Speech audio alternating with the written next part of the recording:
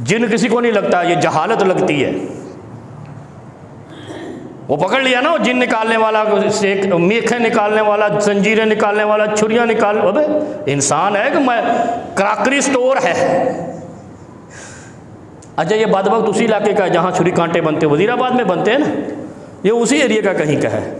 लोगों से छुरियां निकाल रहा है, उसको कहते हैं हक खतीब। वो जाहिल खतीब है, ये किधर का खतीब है जो इंसान के जिस्म से कहता है छुरी निकल आई, जंजीर निकल आई, कील निकल आई, अंगूठी निकल आई, और किसी के मुंह से जूता नहीं निकाला अभी तक इसने, किसी के मुंह से हड्डी नहीं निकाली इसने।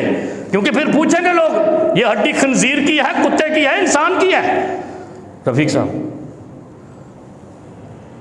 इसकी इत्तिबा करने वाले गुमराह, इसके प्रोग्राम में जाने वाले शयातीन के एजेंट, ये कोई हक नहीं है, ये जाहिल है, ये शोभनाबाज जादूगर है। और जादूगर के पास जाने वाले की 40 दिन तक इबादत कबूल नहीं होती, ईमान से खारिज हो जाता है।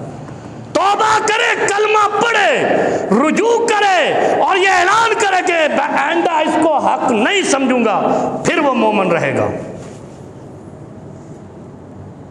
कोई कहता बकरी निकाल दी पेट से, वो इंसान है कि मवेशी मंडी है?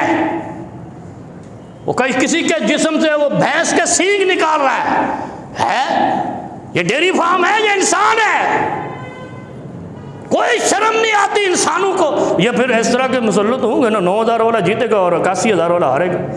फिर जब ऐसे इंसान होंगे तो फिर ऐसे ही फैसले भी और ऐसे हुक्मरान मुसल्लत होंगे।